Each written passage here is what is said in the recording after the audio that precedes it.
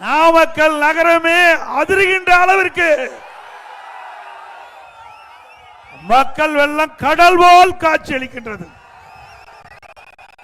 கிட்டத்தட்ட ஒரு 3 கிலோமீட்டர் நீளம் மக்கள் வெள்ளத்தில் நீந்தி இந்த பகுதியில் வந்து சேர்ந்திருக்கிறோம். கிட்டத்தட்ட 45 நிமிடம் ஆகிவிட்டது இந்த இடத்துக்கு வர்றதுக்கு. அந்த அளவுக்கு நாமக்கல் சட்டமன்ற தொகுதி அதிமுக கோட்டை.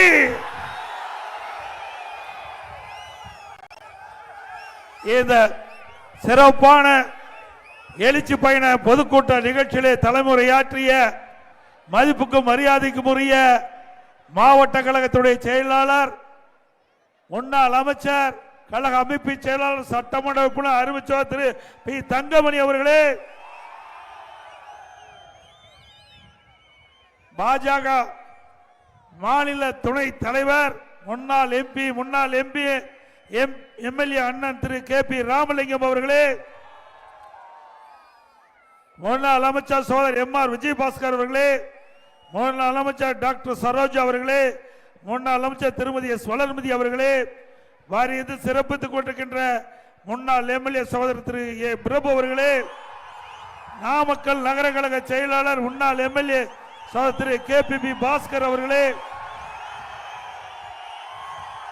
நிகழ்ச்சியில் பங்கு பெற்றிருக்கின்ற கழகத்துடைய நிர்வாகிகள் திரு ஏ.வி. பாலுசாமி அவர்களே, திரு காந்தி முருகேசன் அவர்களே, திரு ஸ்ரீதேவி பி.எஸ். மோகன் அவர்களே, திரு பி. முரளி அவர்களே, திரு பி. குப்புசாமி அவர்களே, திரு எஸ். சாதிபாட்சா அவர்களே, திரு மயில் என்கின்ற என் சுதந்திரம் அவர்களே, திரு பி. காளியப்பன் அவர்களே, திரு ராஜா என்கின்ற செல்வகுமார் அவர்களே,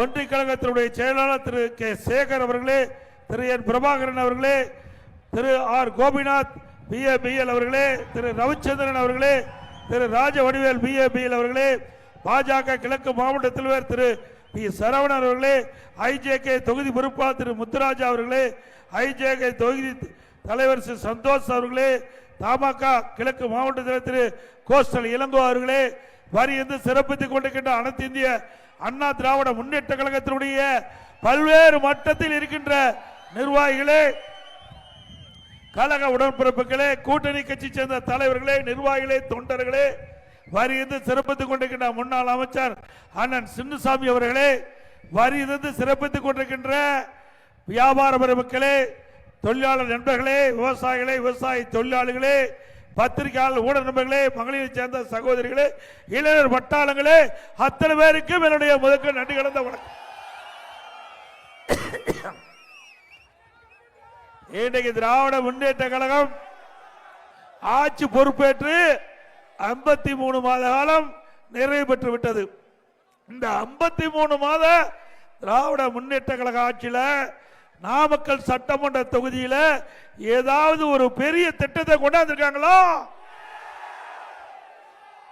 இதே அனைத்து இந்திய அண்ணா திராவிட முன்னேற்ற கழக ஆட்சியில் இருக்கின்ற பொழுது, நான் முதலமைச்சர் இருந்த காலகட்டத்தில் உங்களுடைய கோரிக்கையை ஏற்று அப்பொழுது அமைச்சர் தங்கமணி அவர்கள், அறிவிச்சார் பாஸ்கர் அவர்கள் இந்த நாமக்கல் நகரத்திலே ஒரு மருத்துவக் கல்லூரி மருத்துவமனை வேண்டும் என்று கேட்டீங்க. சுமார் 350 கோடி ரூபாய் மதிப்பீட்டிலே பிரம்மாண்டமான மருத்துவக் கல்லூரி மருத்துவமனை கொண்டு வந்து உங்களுக்கு வழங்கிய அரசாங்கம் அதிமுக அரசாங்கம். கொடுத்தமில்ல. இன்றைக்கு இந்த மாவட்ட நாமக்கல் மாவட்டத்தில் இருக்கின்ற அனைத்து சட்டமன்ற தொகுதியில் இருக்கின்ற ஏழை எளிய மக்கள் இந்த அரசு மருத்துவமனையில் அற்புதமான உயர்தர அறுவை சிகிச்சை செய்யக்கூடிய அளவிற்கு இந்த மருத்துவமனை உங்களுக்காக உருவாக்கி தரப்பட்டது. இது அதிமுக ஆட்சியோட சாதனை. அதே போல சட்ட கல்லூரி 84 கோடியில கொண்டு வந்து ஏழை எளிய குடும்பத்தில் பிறந்த மாணவ மாணவி குறைந்த கட்டணத்திலே சட்டம் பயில கல்லூரியை திறந்த அரசாங்கம் அதிமுக அரசாங்கம். கொடுத்தமில்லைங்க. அதே போல இன்றைய திராவிட முன்னேற்ற கழக ஆட்சியில குடிக்கிற நீர் அதுல கூட மலம் கலக்கப்படுகிறது. எவ்வளவு கொடுமையான விஷயம் சிந்திச்சு பாருங்க. இந்த ஆட்சி வந்த பிறகு வேங்க வெயில்ல இன்னும் அந்த குற்றவாளிகளை கண்டுபிடிக்க முடியல. ஒரு கையிலாகாத அரசாங்கம், ஒரு திறமையற்ற முதலமைச்சர், பொம்மை முதலமைச்சர் நாட்டை ஆண்டு கொண்டிருக்கின்றார். வேங்க வயல் பிரச்சனை தீர்ந்த பாடு இல்ல. அதற்குள்ள மதுரை மாவட்டம் சோழவந்தான் அருகே அங்க வடுகப்பட்டிக்கு பக்கத்துல அமைச்சியாபுரம் அங்கு இருக்கின்ற புதிதாக கட்டப்பட்ட மேல்நிலை தொட்டி திறக்கின்ற பொழுது அங்கே மலம் கலந்த நீர் எவ்வளவு கொடுமையானது. இந்த ஆட்சியில இப்படிப்பட்ட நிகழ்வு தொடர்ந்து நடந்துட்டு இருக்குது.